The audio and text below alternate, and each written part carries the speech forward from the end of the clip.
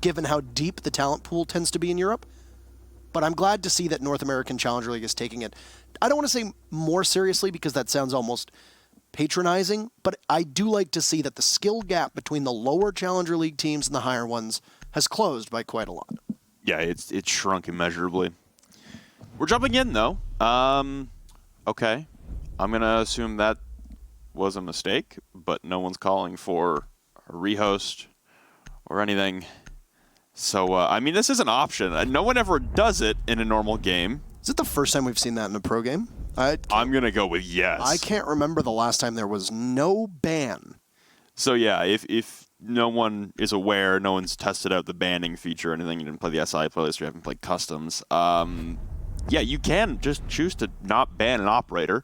It has, yeah, like I said, I don't think it's happened in a Pro League match to this day, so we're starting off interesting. Okay, EG. They're taking their sweet time on a defender maybe ban. This could also be a no ban. Survey says... All right. Cool. So, there's saving strats. There's saving strats. And then there's saving strats. Yeah. And I think we have the latter here. Oh, this is going to be a fun night. This is going to be a fun night. Clearly a lot on the board here for Evil Geniuses. Oh, yeah. High stakes. Tons. And let's be honest here. This is a 2 trillion IQ play. All right. That's a lot of ACOGs. That's a lot of ACOGs. Yeah. So there's a theory in North America right now, there's a theory in the lower levels of play that when in doubt, cog it out. Hey, they went 5 ACOGs. Let's go, baby. And there's an ACOG on the board for every single member of EG. So there you have it. Look at that. Are we about to witness the first election of the mayor of Spawn Peakville? Because it does appear so, as EG will start at the double bars downstairs and the communal gathering of the rook plates will go underway. And pass them around. Make sure everybody gets their extra protection. Yeah, I imagine this is going to turn into a bit of a... I don't even want to phrase it that way. Let's just go with aggressive game.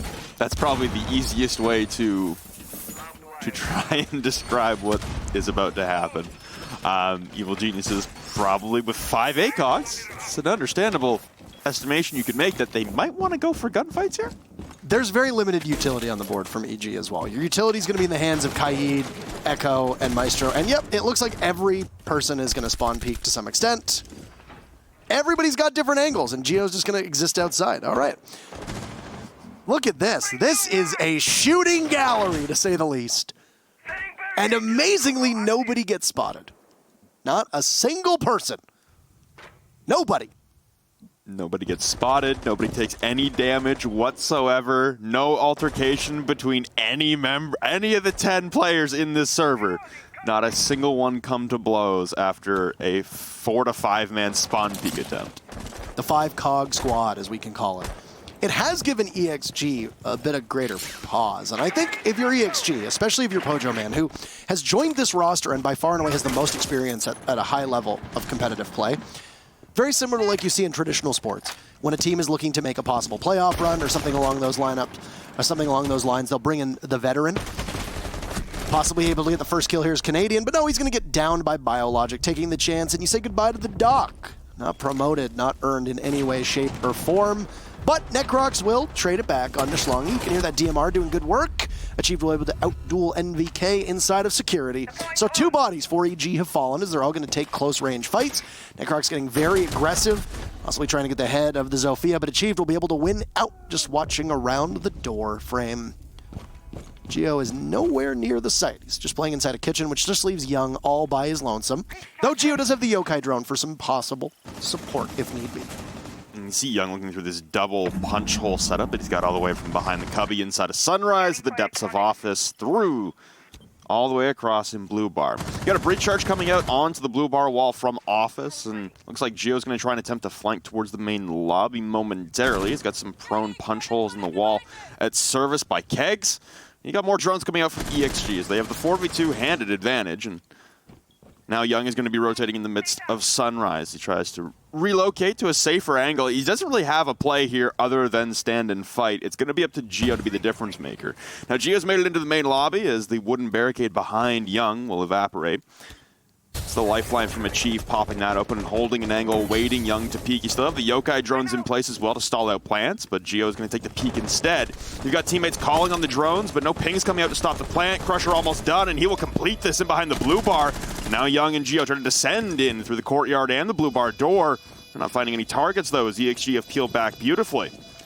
In behind the bar now, crouching up and down as Young is trying to grab at least one target, and Crusher on a drone will be the first to fall. Just spots the head of another one outside of the blue bar window, but can't land the shots either. A flank coming out from Geo now. He's the last man alive. Young will fall, but a good trade there from Geo onto Pojo.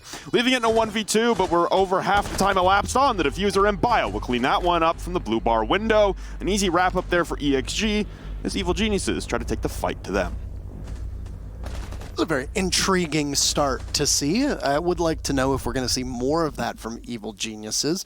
Hard to really dive into the analysis behind this, as you can clearly see that EG have banned no operators. So that's interesting. Are they letting them pick their operators for them? I was wondering. It looks like NVK did. If you don't pick an operator by the time the timer expires, it auto-picks an operator for you. And I was wondering if we were about to see the ultimate strat roulette of strat roulettes, with just letting the game pick your operators, but EG locked them all at the last second. I'm cool with that. It's exciting. It is. It's exciting. It's exciting to see. It's such a mess. I love it. A little bit more utility on the side of Evil Geniuses in a lineup that doesn't look too out of place. As you've got a Legion to be able to stop the advances, you've got your grenade denial, you've got... The only thing that's really kind of strange is the Rook, but I mean, Rook isn't that weird. It's just you usually see a Doc run in this place a lot of times. That's really it. Everything else looks pretty par for the course with EG. Yeah, I was expecting a lot more, I guess, role swapping. We've seen that at a G2 from there. I guess mixing and matching with knowing that they wouldn't be at Milan for a while now. Just trying new things and seeing if they stick. So I thought Evil Geniuses might be attempting that, but for right now, everyone seems to be in their mainstay role. We can obviously wait until later on. It's only been one round, and last round also wasn't very indicative of their typical roles. I'm waiting to see some more curveballs here from Evil Geniuses, I guess. Everything in this round so far has been standard, but I doubt they want to play a singular round standard to the way they would normally play. I mean, people like to joke about saving strats, but in all reality, if you have a matchup where you don't really need to show what you usually do, you're going to take that opportunity. You know, why do you need to give away possible strategies or mindset or even the smallest bit of your thought process in an altercation that doesn't really matter, right? For Evil Geniuses, this matchup is the final one of their season, but it's not going to change anything in the standings. And not that you try to underplay the match between the two teams, but it's very clear just from the way that if you look at the standings and the way that these seasons have played out, that ExG has a lot more on the line. It makes a lot less sense if EG were to fully bust out all of their strategies, knowing that they could possibly conserve some of those for Milan. So you have a chance here now where you can play a little bit more fun and maybe not the same routine strat-heavy way that you've played before. For ExG, you're going to see just a normal match as usual. In fact, for them, this is actually probably higher stakes than most of the matches they've played so far this season. Well, it's going to be Crusher vaulting in over the luggage balcony as he teleports through space and time to do so. He'll make it safely into luggage, though, and Young with a beautiful peek onto Bio, repelled out onto the aquarium balcony and angling in for two now. Shoots the drone and will back off to safety, playing it slowly onto Crusher here. Doesn't have the health advantage. He's dropped below 50 now from that engagement against Biologic, but now it's Crusher to push in, pulling out the Inox detectors. He's got another repel coming up, and Crusher will claim the life of NVK way back in the site, but Canadian with a run out through the office door will trade out Schlongy, so Evil Genius is back with the man advantage. Two stacked inside of luggage, and they're not going to last very long. Young bearing down and will remove Crusher from play. This diffuser surrendered as well inside of luggage, leaving Achieve now to step on a Legion mine, and the pixel angle from Young held, almost decapitating, but now the regroup. Pojo and Achieve joining forces at the top of these theater stairs, and Young taking no quarrels, and will fall eventually to the LMGE of Achieve, leaving just Achieved and Pojo left to work out of this. Still some utility on both sides for these two teams. He'll burn out the ADS there from Achieved, but you've got Necrox anchoring down that just small wall on pink. That's usually the spot you're going to see the smoke play out of. He's got Canadian for some covering fire, even though Canadian will have to watch more than one angle now, thanks to the X-Karos going off onto that wall just by pink. Necrox will spray on in and find Achieved, which will leave Pojo there, but he'll grab 2 very impressive kills, but it doesn't matter because Necrox will still trade him out. It's going to leave Geo last alive, who doesn't even really need to be involved in anything. He just simply needs to exist, and that's what he's going to do. So EG will answer back, taking a successful defense of Hookah. Still very aggressive from Evil Geniuses. Not showing us too much. A very standard, almost default hold for Hookah, something that you would see in other levels of play by just about any team. That's very normal. You're not really showing anything crazy or innovative, and you just get very aggressive and take the fights, which was essentially why you brought the Rook. Give Young the opportunity to create rotates with those impact grenades. You had a pair of impact grenades in the Legion as well, so maybe a little bit too much, as you don't usually need 4 impacts on Hookah. And you just have Young in a position inside of Aqua where he can just shut everybody down, whether it be outside on the Aqua balcony, as we saw him take the fight to the top of luggage stairs, or over just through the luggage corridor. Doesn't really matter. EG ended up besting ExG, despite the fact that EG still could have stacked up higher on utility. This time around, they're going to run a very familiar lineup. The only substitution that EG has made is Necrox onto Ella instead of Smoke. Everything else looks to be the same. Yeah, for this match, there's not going to be a whole lot of in-depth analysis from either of us. It's going to be a lot of, did EG's tomfoolery work out, or did it not? Did ExG counter it? For ExG, honestly, I think this is honestly a tougher match than it looks like, and some people might be, I don't know, ridiculing ExG for losing a round against a team that evidently looks like they're just kind of screwing around right now. But that's hard when you're, you could think heading into this game that ExG would take the same kind of prep work they would go into every game, which is, your map hours in advance, which means you're probably dry running for about an hour. Then you're probably scrimming on the map for a couple maps against a different team in a serious form. I mean, like you're going to be practicing running through the map at a certain pace.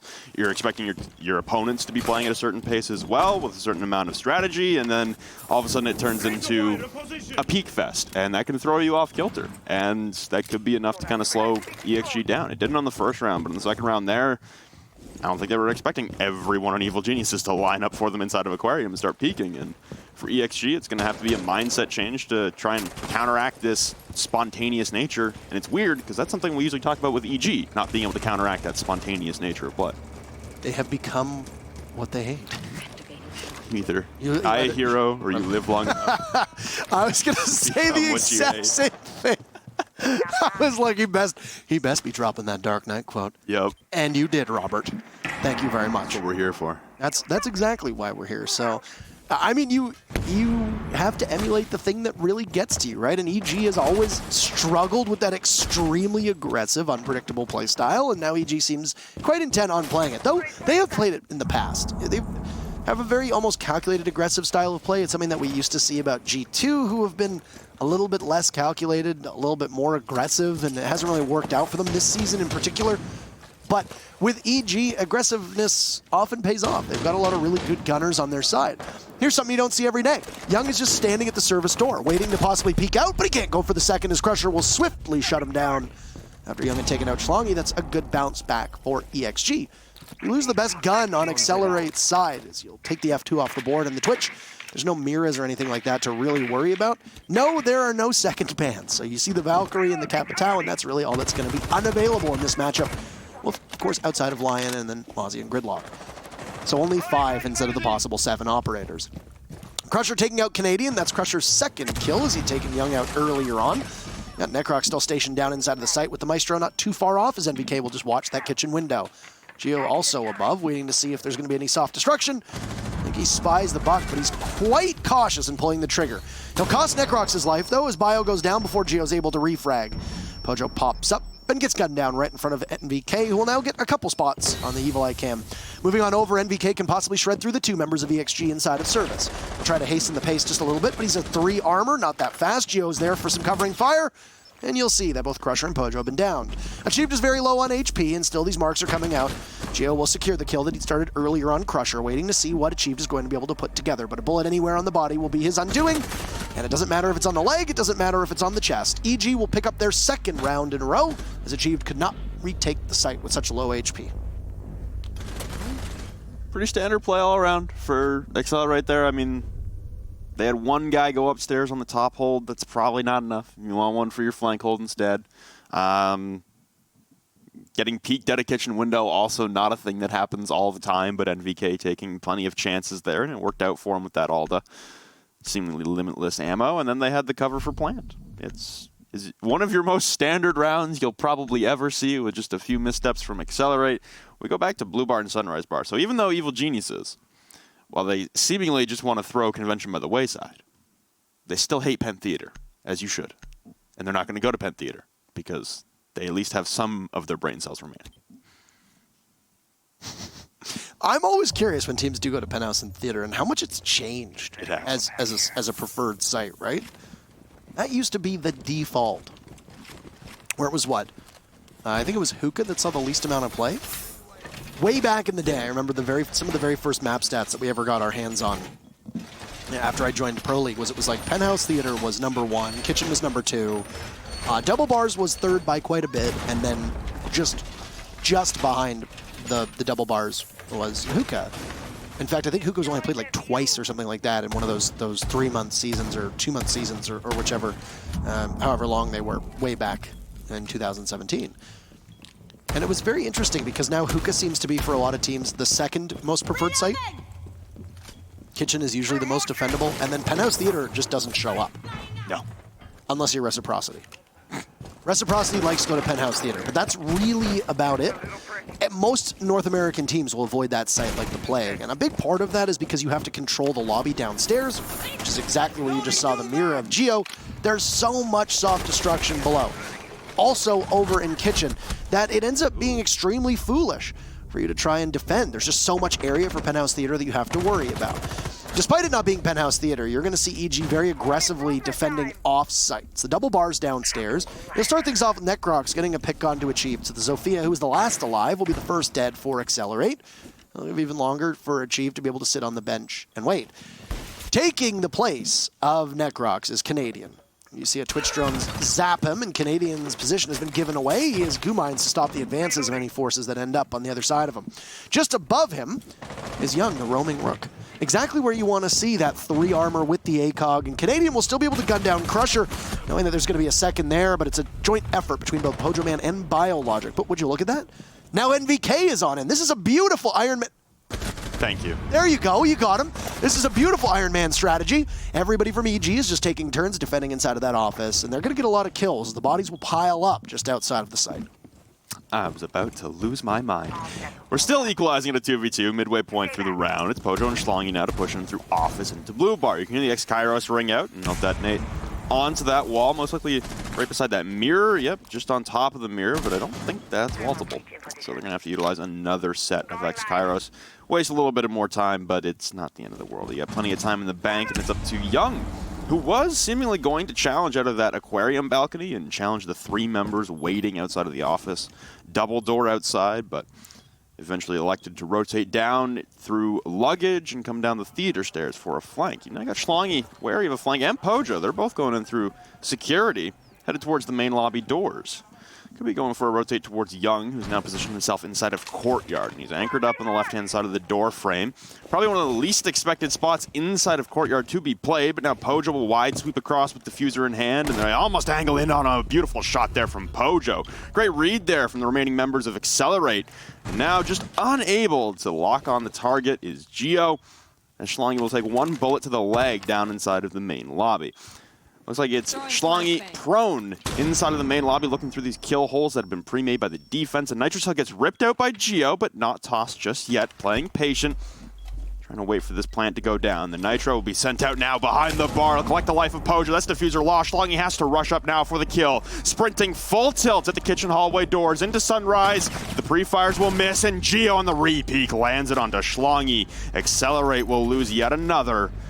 Evil Geniuses, the one-man show of Geo, able to clutch that out in a 1v2. Beautifully played. The separation there from ExG, kind of questionable. Very interesting the way that Schlongy played that. He was in Courtyard watching a rotate out. But if you're EXG, you're likely tracking that the last person left is a Mira.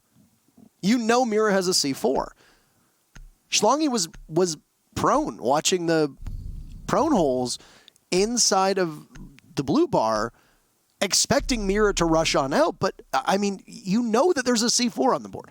You know it. You should know it, at least. Unless EXG were incorrect and thought to themselves, oh, you know, maybe she doesn't have her C4 anymore. But, I mean, we didn't hear a C4 go off earlier on. In fact, was there even another C4 operator that was in play? Because I don't think so. So you have to expect that if you're counting, you know, she would still have her C4. It's a pretty suspect play from EXG. And ultimately, whether that was a deliberate call, hey, hold this, I'm not sure. If Schlongy had been in a position where he was close to the double doors in Sunrise, which would have presented almost a phantom threat to Gio, knowing that somebody was nearby, and that if he did go to pull out that C4, he could still be pressured from the back, I think we would have seen that be played completely differently. EXG, the way they played it, made it really easy for EG to win that round. And Gio didn't even need to peek a second time. He could have just possibly tried to stay alive, though the smart move was to peek back and win the fight against Schlongy because it's an F2. It'll destroy you in a half a second. You don't need that much time to be able to kill the defender with it. Yeah, it was a Legion, an Ela, Jaeger, Rook, and a Mira. Speaking of one of the operators that I did not just mention, it was NVK on the Maestro this time around. He's peeking double window inside of Billiards, but instead he'll only take about 10 damage from the shots raining out from, sounded like Achieve's LMGE, and he's been loving the thing on Zophiel as of late, and it's hard not to empathize with the feeling of never having to ever reload ever in any scenario for any reason. 150 rounds in that box magazine of the LMGE. You still have the lifeline. He's also bringing breaching charges, so just the amount of soft destruction that Achieved can rain out onto this poor Spanish map of Coastline. Crusher, though, looked like the first kill onto Canadian. Not really sure how that one transpired. Looked like he was top of theater stairs, most likely, as the window is slightly cracked, and there's a rotate hole on the far side. So the roam from Evil Geniuses, part of it anyway, will get shut down, because Lord knows, Evil Geniuses are going to go right back into the next man up formation and continue to contest it. So a good start for Excelerate. You've taken out one of the best members from EG and somebody who's able to deal quite a bit of damage to you. Not just that, but also is going to be able to give information to the rest of his team, as you see Legion typically do. Gio has been a big difference maker in almost every match that he's played for EG, and when he's not involved, as that we've seen Gotcha take his place in a couple matches, well, you can feel it. Not that there's anything wrong with Gotcha, but Gio, I think, has cemented himself as one of the top players in North America, even though that C4 will down but not finish off Pojo Man. Just outside of range of the cardiac sensor is Gio, and keep in mind there are no points on, so you don't know, or Gio doesn't know rather, if there's somebody there. Achieved is above, just waiting, and Gio's still going to hold this angle, but he's going to have beams running the opposite way, so it might be a tougher shot for him to make. He's an accurate player, sure, but he's still going to be working against the grain, so to speak. Yeah, Pojo Man back up, but he's only 20 HP. As usual, that's not an awful lot. That's death by a bullet on most parts of your body. Yeah, Pojo will get revived, which is nice. I mean, you still have your hard breach should you need it anywhere else, but you're right. There's not really a whole lot he can do, especially being in a plant scenario. But as I say that, Pojo will collect a kill onto Young. The Rook will fall, Achieved in tandem, and Gio on the repeak. You got NVK with 2 on the Alda as well. It's all falling apart for Excelerate now. It had the 5v3 advantage, and it could quickly disintegrates into a 2v3 to try and work out of. Schlongy's made it to the top of Cool Vibe stairs, but they've lost diffuser control, and you've still got Bio repelled out on the big window, taking fire. Rushing into Hookah now, claiming the life of NVK from behind is Schlongy, so the tandem is now evened up in man count. Gio at the vase, and now pressure in behind the bar, but Necrox just ducking under fire, able to land the shots onto Bio. Gio as well, cleaning up duty, and that is Excelerate dropping another one. It's Evil Geniuses on a bit of a run right now. This is a team that didn't ban a single operator, now taking 4 rounds in a row. On defense. Yeah. Keep in mind.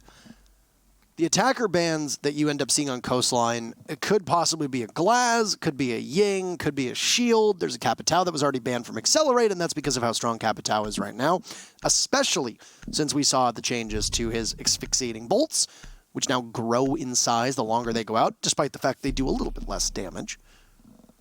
It's interesting that we're seeing this, and it's really just EG flexing more than anything. Keep in mind it was a 7-1 scoreline the first time these teams played, and it looks like, for the time being, there isn't that much that Accelerate is going to be able to do, at least until we switch sides after this round on attack.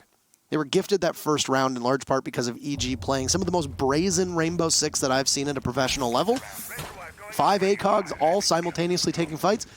Who'd have thought? Not always the best defensive strategy. ExG, still despite that, it came a little close to losing that one too. The last time EG played Coastline, though, and on that broadcast where you and I talked about EG's tendencies on Coastline, they went up 4-0 over Rise, and then they lost 6 in a row. And then they had to win another 2 in a row just to get it back. So, Evil Geniuses, at least on Coastline anyway, in recent history have had some trouble closing out the map. Saw that in the SI game. They're on a bit of a run against Reciprocity, the last game in the quarterfinals of SI. Same thing against the Rise game as well. So for Evil Geniuses here, I guess the practice and the method you're trying to work towards here is being able to close out a game without allowing your opponents to claw back in it. That seems to be a problem for Evil Geniuses, not just on Coastline, but as a whole as of late. All right, it's the very final defense that's going to come out, and it's going to be down on the kitchen. You see no penthouse theater whatsoever, with the bars being played twice, hookah being played twice, and kitchen being played twice. Not that much of a surprise. I am kind of impressed with the fact that ExG is running a hard breach on Coastline every single time. It is a very comfortable role for Pojo Man. We usually see him on a Thermite or a Hibana most of the time, so it wouldn't necessarily be in his wheelhouse to flex off, though he has been called extremely flexible from former teammates. I'm still a little convinced that you could accomplish this better with maybe other utility. You don't necessarily need the X-Kairos unless you're going to be attacking upstairs on Hookah, which is where you usually see them go on that pink wall, in order to alleviate some of the pressure that the defense are going to be putting on you and make it harder to hold down the pink area and possibly rotate between the Hookah site and Billiards as well. So the setup upstairs, last time around it was just Bio upstairs, really doing a lot of reconstruction on the floorboards to look down into kitchen. This time, Accelerate sent 3 topside, knowing that the flank from Geo last time was detrimental into their setup. So they reinforce all of these soft destruction operators topside. You still have Canadian in a possible flank, though, over inside of Luggage. You got Geo now ascending the Cool Vibe stairs. You've always had Necrox topside as well in the Legion, so you've got an equalization now in manpower on the top floor from both teams. 3 men per side. Looks like 1 from Evil Geniuses might actually be rotating down now, but Geo's going to come in from the flank through the VIP hallway, and Pojo with a brilliant read will decapitate him as he enters the just bare entrance of that doorway. You still got Canadian at the top of Theater stairs as well, who can come for another flank in through Theater, but apart from that, top hold, well secured for ExG. Usually don't have a Claymore on that window either over by Luggage, so Canadian could have possibly dropped, but he's spotted by a Twitch drone. He's going to get double tased, losing 20 HP in the process. But more than the HP that will be dire for him is the fact that he's also lost the advantage of surprise. So he'll play up top, waiting to try to get back to site. His cross could be held from inside of the main lobbies. You see the plant going down, and there's no information for EG right now. Accelerate looking to be able to bounce back. Young is just a foot away, but doesn't know that through the wall, the planter will go off.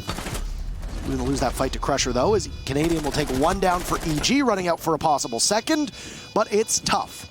There's only 2 members at EG just left to make that 1. As Canadian will be the last one left, as the entire site has been pushed by ExG.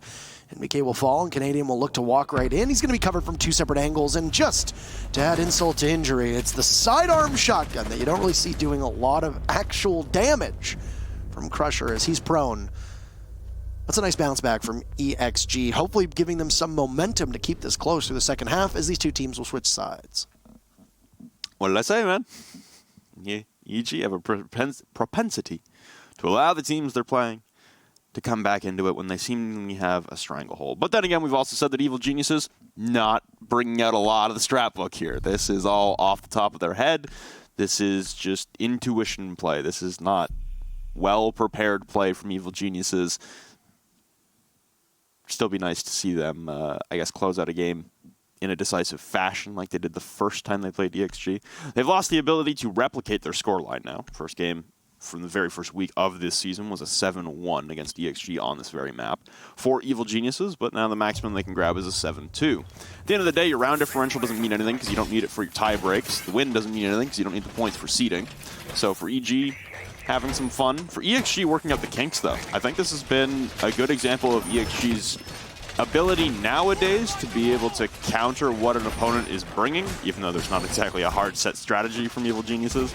The countering of how many people you're stacking upstairs for your top hold to allow your soft destructors on leniency to be able to maneuver inside of VIP with ease while Pojo was on the cover. It's a good job from ExG to, I don't know, bounce back and switch up the strategies.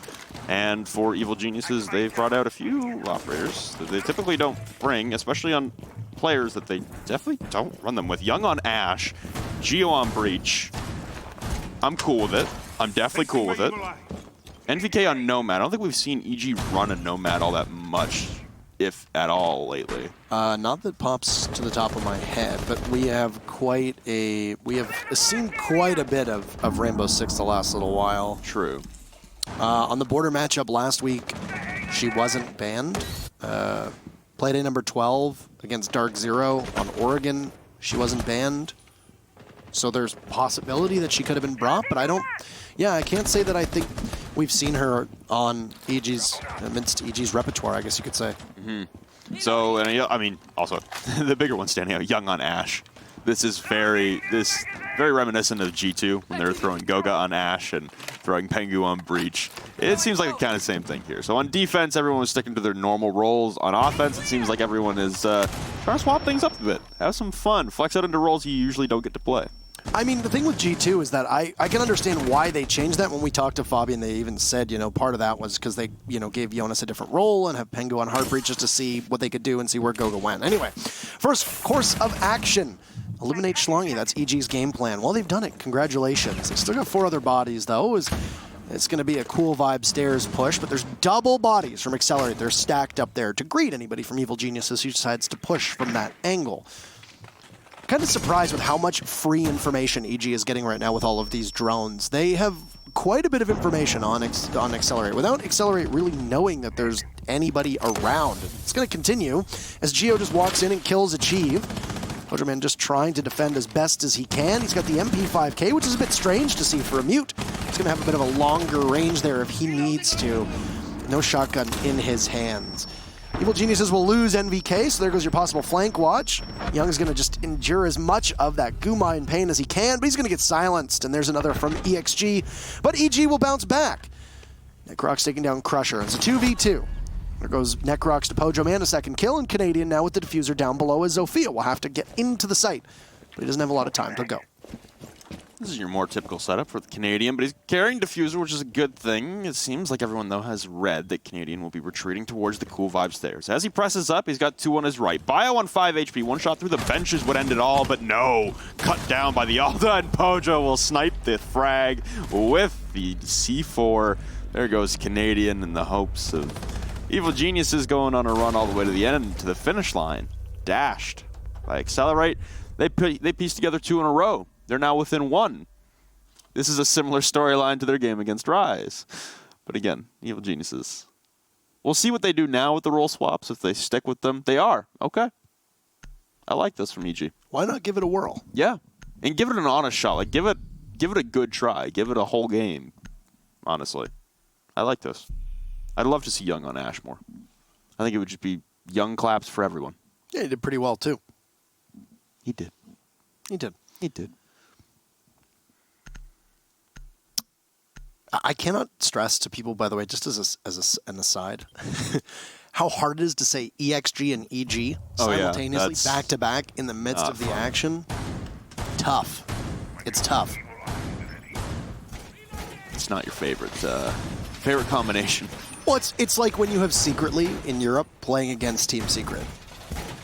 Yeah, that'll be on Friday. Yeah, when you have Secretly on Chaos playing against Team Secret. Have fun with that one. Yep. Gonna have a lot of fun. It's the tongue twisters are really something. So, anyhow, one thing that was noticed, was flashed on the scoreboard there for just a second, was the fact that Pojoman Actually, right now, top fragging on his team. No shade thrown to Pojo Man, and I say this because he just doesn't play roles where he's usually required to get a lot of kills. But he's doing it.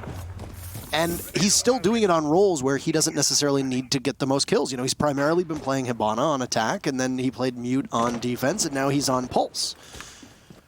Don't really know what Achieved was doing there. Probably going for a spawn peek through the front door, but he's going to lose almost all of his HP. And I guess a bit of a fight with Necrox.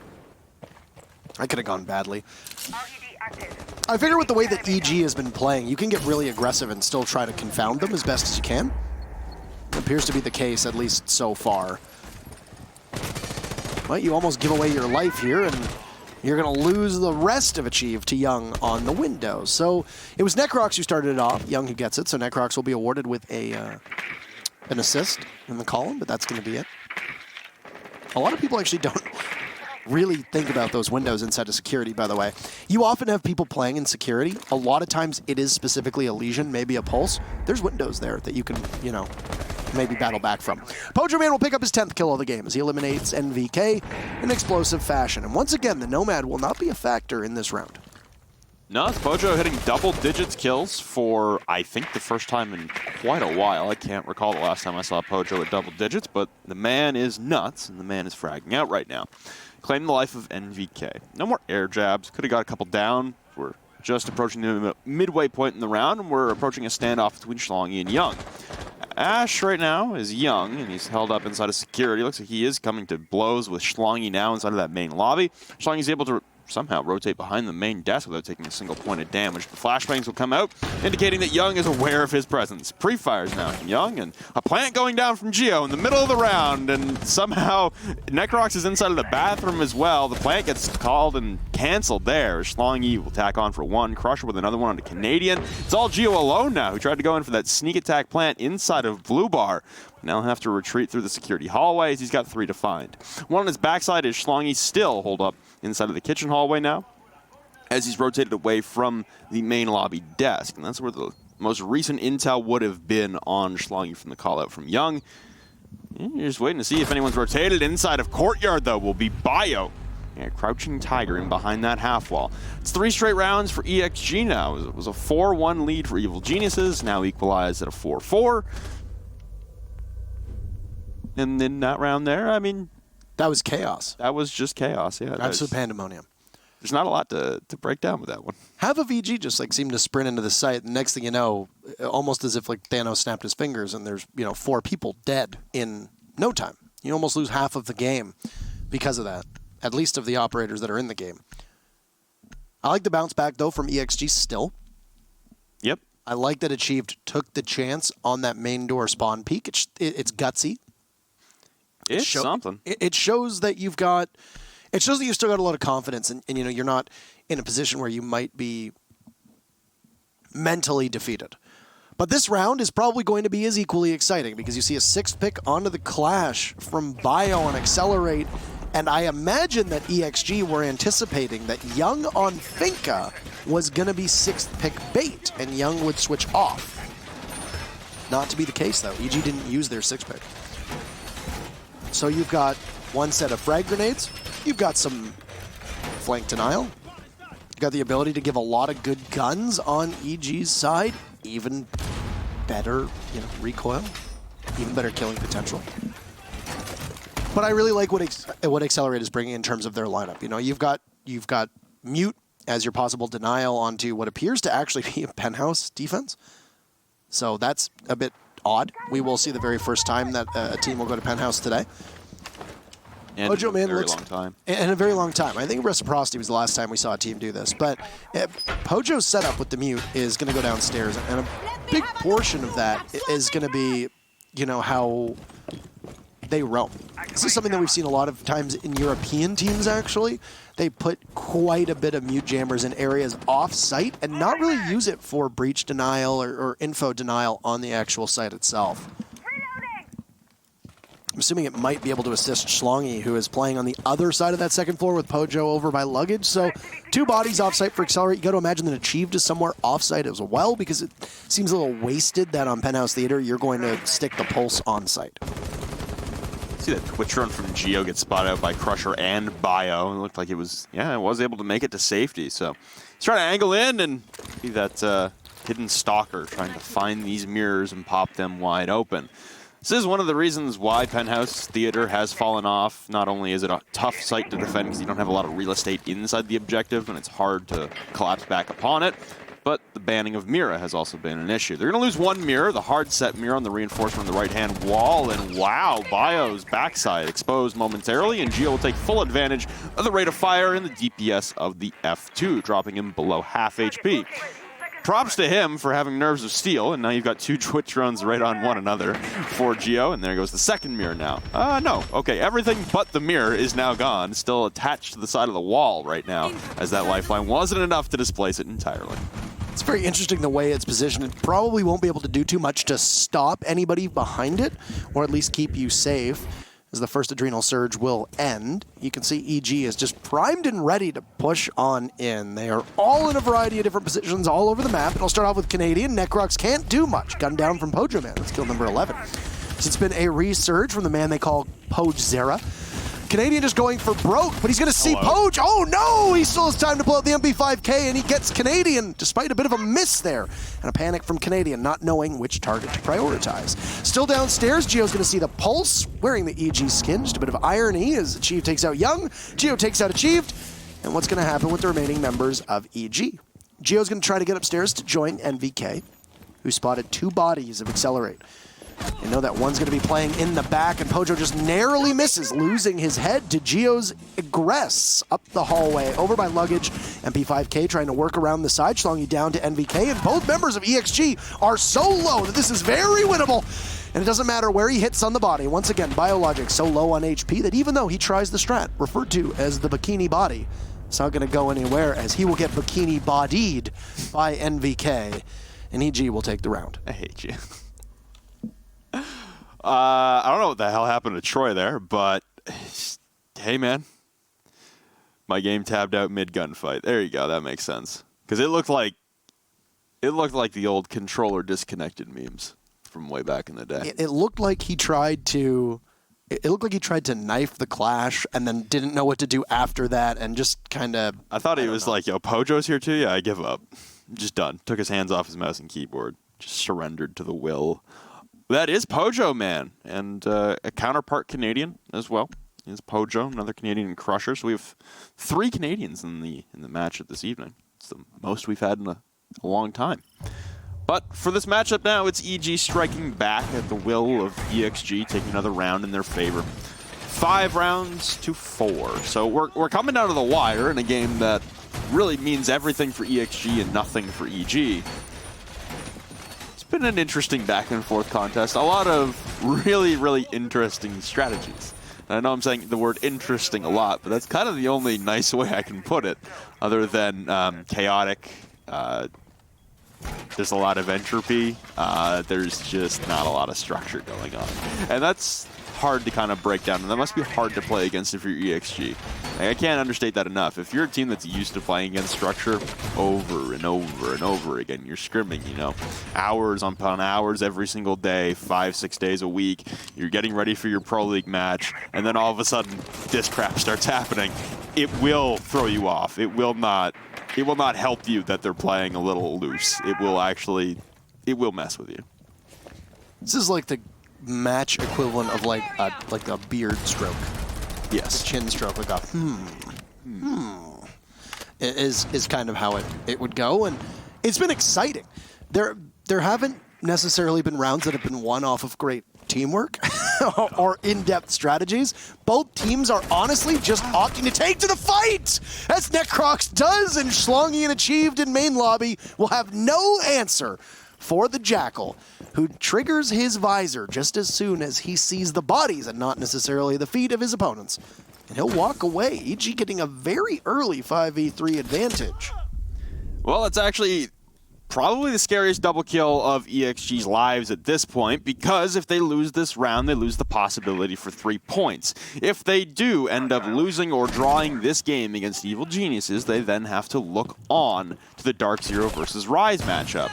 Should they walk away with 3 points somehow, win the next 3 rounds consecutively, bouncing back from this 3v5 scenario in round number 10, they won't have to worry. It'll be guaranteed that Rise will finish in the 7th spot. So there's a lot on the line here in this particular round, and it's all going awry for ExG in the very moment. The smokes come raining out. Crusher will have to counter them very early on. A lot of utility utilized very early in the onset here. You got sprays coming through the smoke now from Geo as Young makes it to the bottom with Cool Vibe Stairs. This is going to be an absolute collapse for Evil Geniuses. It's a very pivotal round at which you can see ExG taking a bit too many chances. I think they didn't expect 2 bodies to be, taken out early on against Necrox, and it really takes the C7E in this position, but look at that! ExG with an answer of their own! They dominate that kill feed. 4 kills for ExG all the way down, and it'll be Necrox in this position who started off with the 2 kills, and that's all EG has so far. I don't think he's going to notice exactly where the full positioning of ExG is, and he might not be aware of the fact that Pojo and Crusher have also both been down. Oh, there he is! But Bio's there to be able to get him. Crusher was back up on 1 HP, it appeared. But there you go. What a play. That's a no-no right there. Don't say swears. Yeah. Bad ExG. Don't swear in all chat. Don't swear. God. Ignore the fact that Thermite swears in game. Yeah. Ignore that, please. And Hibana. Yes. Yeah. Ignore the bad words. And Clash.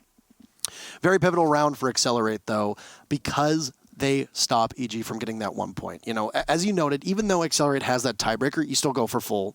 You go for all 3 because you don't want to end up in that 7th position. And it was ultimately a very good round from Excelerate. Necrox was all on his own, and essentially the rest of EG pushed with very minimal information themselves, it appeared, and ExG countered every single fight.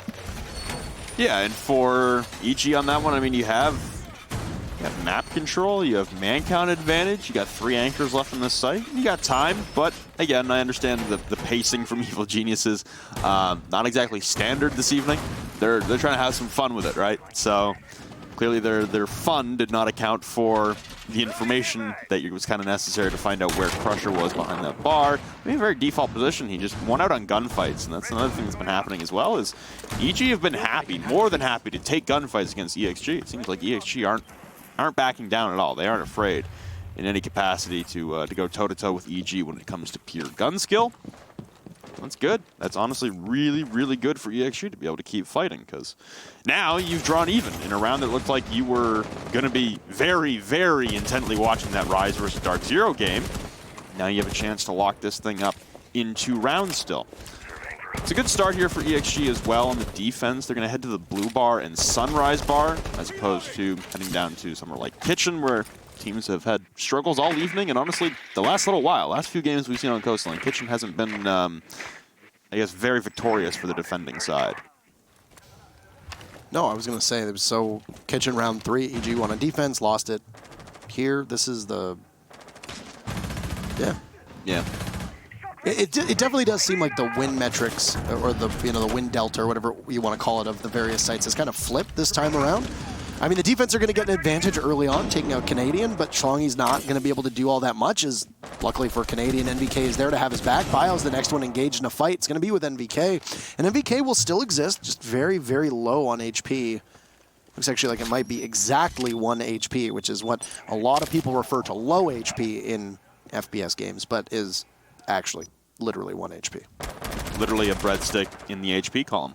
Well, the good news is that he dealt nearly the same amount of damage onto Bio, and that's considerable considering NVK is a 2 armor and Bio is a 3 armor. So lots of shots ring out, but no one able to collect a final lethal blow. Flashbangs come out, but hitting the Legion Mine on top of the desk. A Chief with 2 now inside of the main lobby. Young and Necrox will fall. They'll reset NVK. A rare occurrence these days ever since the update, but it's NVK on 20, Geo on 100 to work out of a 2v4. NVK outside of the blue bar window spots 1 inside a courtyard, and Bio will fall. Ripping through targets 1 by 1 will be Evil Geniuses, trying to establish man advantage in certain engagements while being at the whole disadvantage. You've got air jabs now placed for any rotations into the blue bar door. You got to be worried about the rotate hole in the wall as well, and NVK will rotate it over to the Sunrise entrance to try and cordon this off. It's a small pre-placed hole inside of the barricade. You'll have to lock that down for Gio to try and attempt to plant. But you still got Crusher with smokes. Achieve can still launch out some Legion Mines. It's a precarious spot here. Try and get a plant off.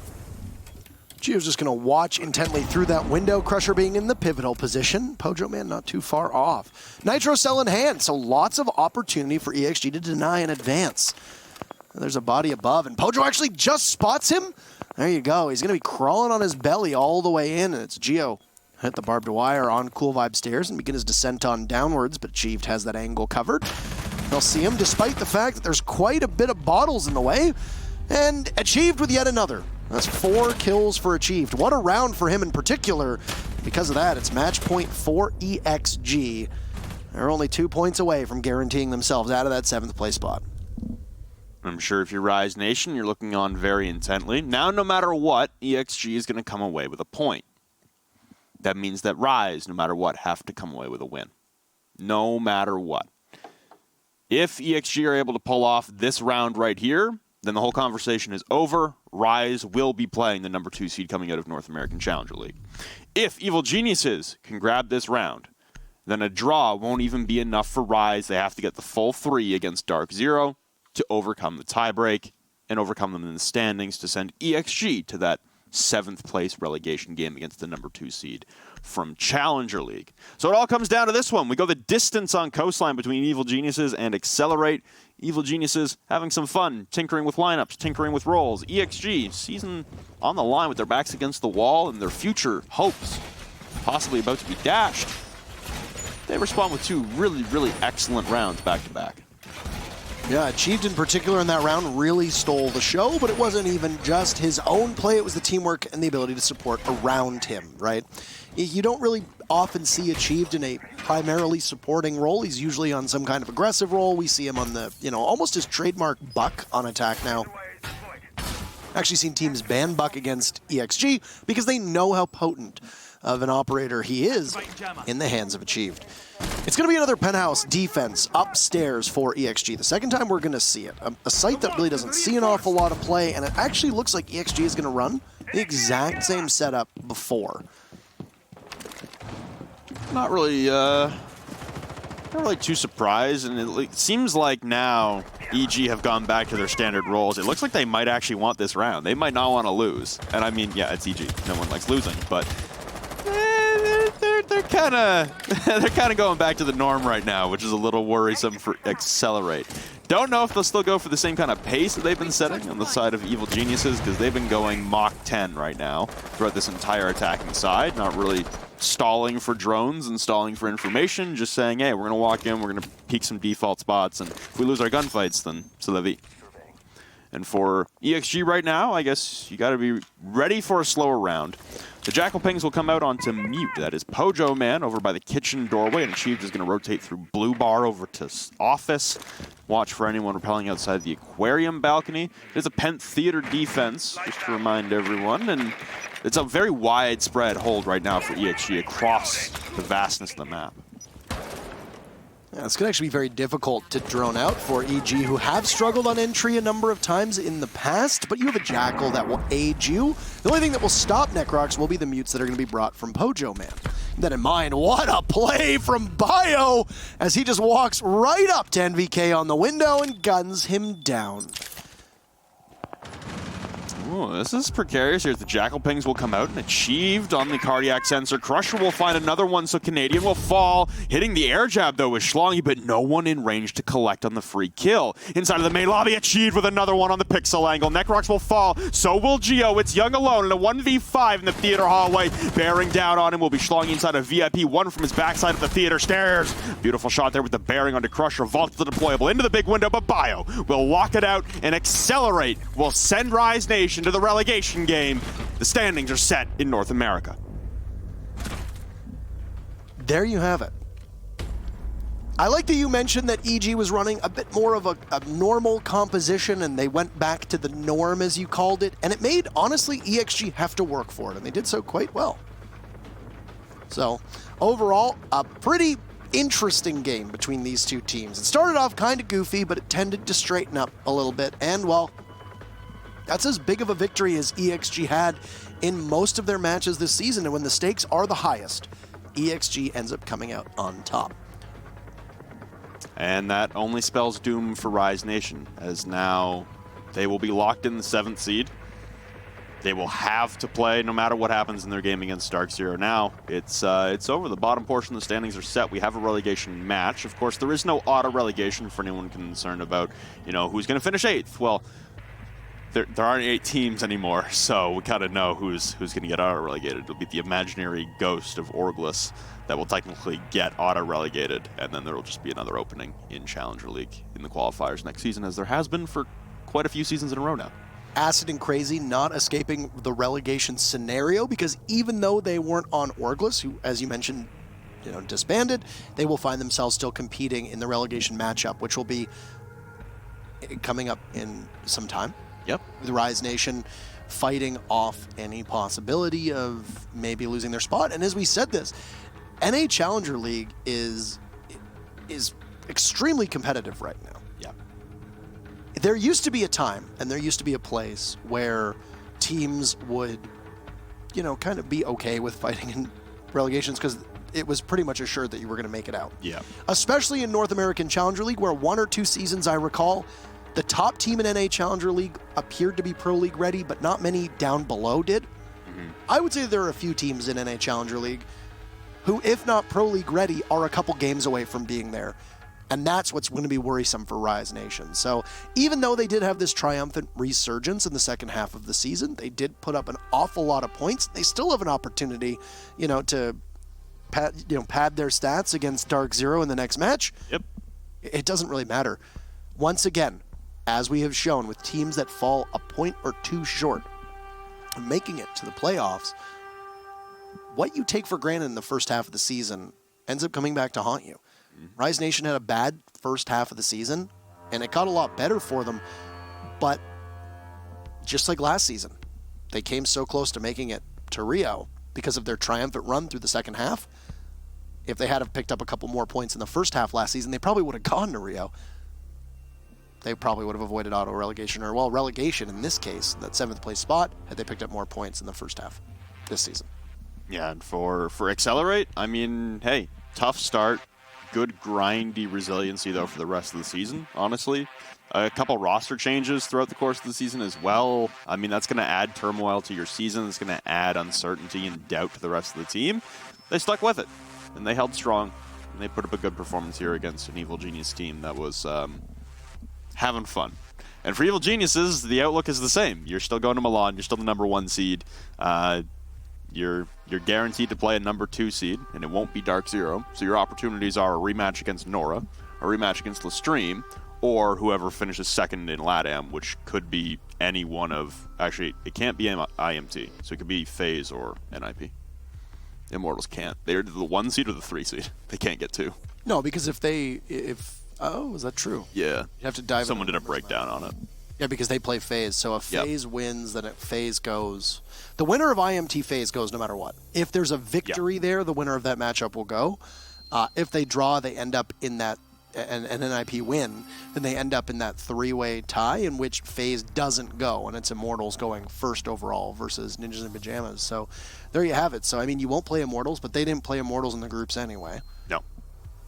I would have to go back. I think the last time... EG Immortals? When was the last time they played FaZe? It must have been the Invitational in 2018 when they played FaZe in the first round, which came down to that pivotal matchup on Skyscraper, which neither team really played. No, that was a weird game too. Ninjas in Pajamas and EG, you'd have to go back. Paris. Paris, yeah. Quarterfinals of Paris. Yeah. Because they were the only Latin American team, Ninjas in Pajamas. Yep. Interesting.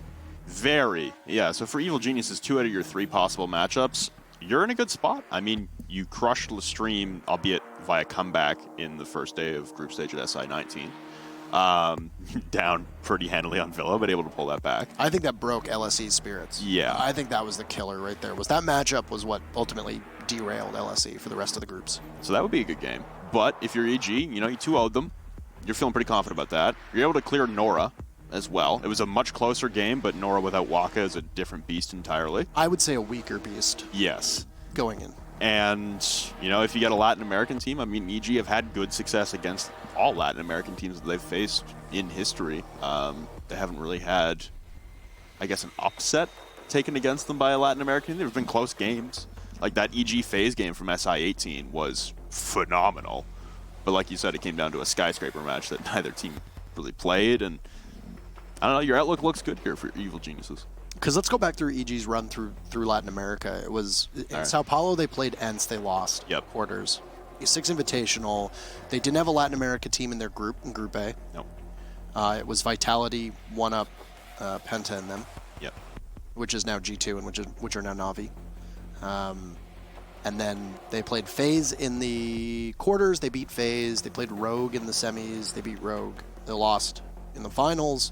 Atlantic City, they lost to G2. Paris, who was in their group for Paris? Immortals was in their group for Paris, were they not? Oh, right. I think it was them. So it was EG, Immortals, Element Mystic, which is now Cloud9. And I don't remember the 4th team in that group. I actually don't remember the group stages for Paris. But I remember FaZe was in Group D, which with Secret, which was Secret, Orglos, and Rogue. That was a fun group. Yeah, that was a messy. That was a really fun group. So I guess EG went 2-0 out of groups at Paris as well. So I guess because NiP came out of the group where they played Fnatic twice. Yeah. They were in the same group as G2, were they not? I believe so. It was NiP, Fnatic, was Mocket, the old Mocket, which is now Penta, if I remember correctly. Panix was on that squad, if I remember. It's like almost a year ago. Or was it Liven? The Paris Major group stages, yeah, the group stages are tough. Mm-hmm. I think I'm decently certain that Immortals was in EG's group in the Paris Major, and then they beat NiP in the quarters. Yep. Only Latin American team who got out of it, and they beat NiP, in which I was actually kind of surprised that it wasn't a closer game between the two of them. True. If I remember correctly, I casted the EG NiP matchup. I believe you did, yeah. And then with Kicks, and then in Rio they lost to Fnatic in the first round in an incredible game. And then, 6 Invitational. Yeah, interestingly enough. Anyway, we have an interview ready for you with Pojo Man. Hello, sir. Congratulations. Nice poach face. Thank you. All right. So, first question. Were you expecting them not to ban anything? No, definitely weren't expecting that. We figured they'd just ban Buck like everyone else has been doing. And they just didn't ban it. I mean, if they're trying to hide stuff, I guess it makes sense. But like a lot of those ops that they might have banned, they might use as well. So who knows? But yeah, definitely wasn't expecting that. So we expected 5 ACOGs on the first round, and I think we got it. So you did. We were kind of anticipating that. Did you feel the game tighten up at all? Because from our perspective, it definitely seemed like a lot of the chances that EG were taking in the first couple rounds did tend to change as the game went on, but then they also ran young on Ashe for attack.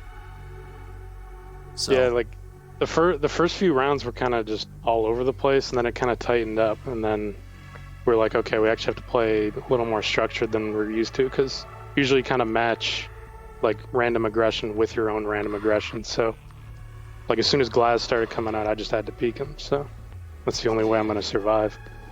We saw the return of Pojzera today, as we like to call him. Would you like to walk us through your breakfast routine to get to that level today? Breakfast routine, let me see. I had a banana and an orange and a cup of coffee. And that's it.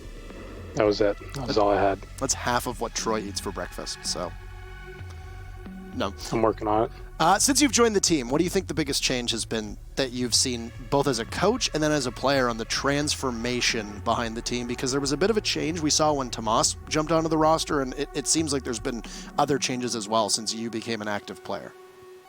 In terms of, like, Tom is a really good player. Like, I think he's still, like, an insanely talented player.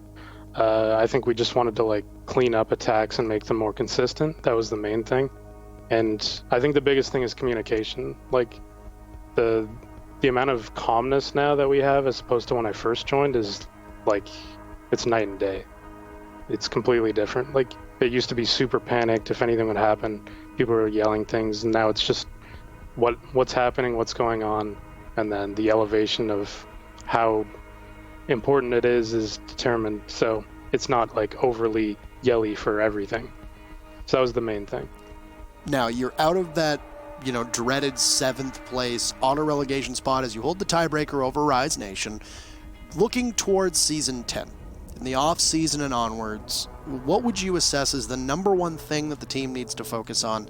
And I ask you this in particular because you have a wealth of experience in Pro League, and I would imagine that you are probably inhabiting the role of the elder statesman of ExG so far, who has seen quite a lot of stuff in his time in Pro League. The biggest thing going forward is probably just more strategies, more diverse strategies, and actually having them like more fleshed out as opposed to like on the fly as much. Like we didn't have a whole lot of time to kind of prepare me for these matches, so once we kind of get in that groove, I think we'll start doing quite a bit better. Well, congratulations on your season.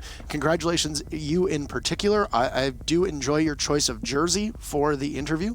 Any prediction for the next matchup? I know that you would probably be rooting for Dark Zero, given of course that they're playing Rise. But yep. I think I speak for a lot of the community when I say it's genuinely nice to see you back and in top form. So thank you so much for the interview. Anything you want to say? Any pucks you want to get deep, etc. at the end of the interview? No, I just thanks to all the fans for supporting us. Thanks to actually ExG for supporting us and being really helpful last few weeks. So that's about it. Get pucks deep, get pucks in the net, and win some hockey games. Awesome. Go whichever team you might be cheering for. Go. Enjoy your off season. Okay, you too. Thank you. We don't really get an off season because when we have LAN. Yeah. You got to remember, kids, pucks in deep, stick on the ice, pucks on net. It's the old red-green saying where he says if... Keep your stick on the ice, yeah. No, he says if they can't find you handsome, they can at least find you handy. Exactly. There you go. So that's it. That's it for our very first matchup of the day. Thank you for your patience. We have another one coming up, though. It was a match that could have possibly seen Rise Nation dig themselves out of the 7th spot, in which they will need to fight against the number 2 seed from North American Challenger League. But we just saw Excelerate take that opportunity away from them. It's Rise Nation versus Dark Zero coming up after this.